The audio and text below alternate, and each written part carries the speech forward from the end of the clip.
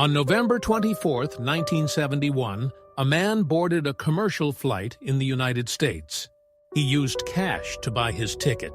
He gave a false name, and by the end of the night, he would disappear without a trace.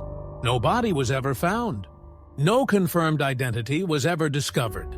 And more than 50 years later, the case remains officially unsolved. This is the story of D.B. Cooper. The flight was Northwest Orient Airlines Flight 305. It was traveling from Portland to Seattle, a short trip, less than 30 minutes in the air. The man described himself as calm, polite, and unremarkable. He wore a dark suit, a white shirt, and a black tie. Nothing about him raised suspicion. He ordered a bourbon and soda. He lit a cigarette. And then, quietly, he handed a note to a flight attendant. At first, she didn't read it. When she finally did, the message was short and direct. "I have a bomb." Inside his briefcase, he claimed, was an explosive device. He calmly opened it just enough to reveal wires and cylindrical objects. He wasn't aggressive. He didn't raise his voice. He simply explained what he wanted. $200,000 in cash, 4 parachutes, and a fuel truck waiting in Seattle. If his demands weren't met, he said, the plane would be destroyed. The flight landed safely in Seattle. Authorities did exactly what he asked. Passengers were released. The money was delivered. The parachutes were brought on board. No one was hurt. No panic, no chaos. And then, the plane took off again, this time with only the crew and the man calling himself Dan Cooper.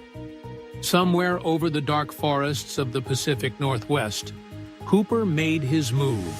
At approximately 8:13 p.m., the rear staircase of the aircraft was lowered mid-flight.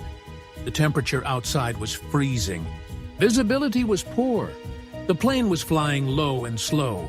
And then he jumped into the night, into the storm, into complete darkness.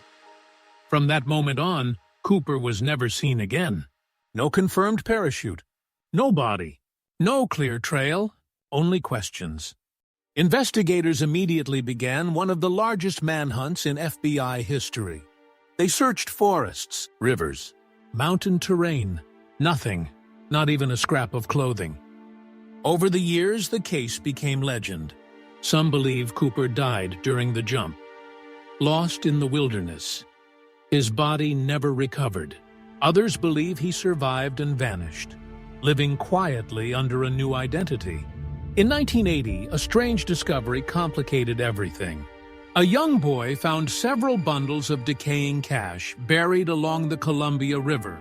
The serial numbers matched the ransom money, but no additional bills were ever found, and no explanation fully made sense. Who was D.B. Cooper? That question has haunted investigators for decades.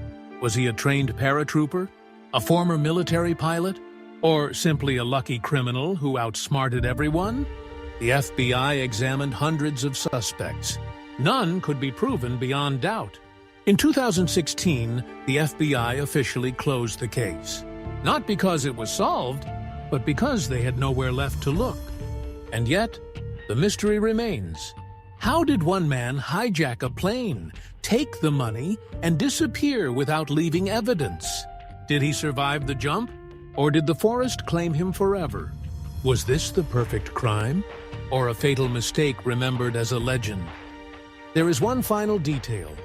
The tie Cooper wore was left behind on the plane. Decades later, microscopic particles were found on it, suggesting technical or industrial knowledge. But even that clue led nowhere. The file was closed. The answers were never found. And the name D.B. Cooper became something else entirely. Not just a criminal, but a question mark in history. This is where the archive ends. For now,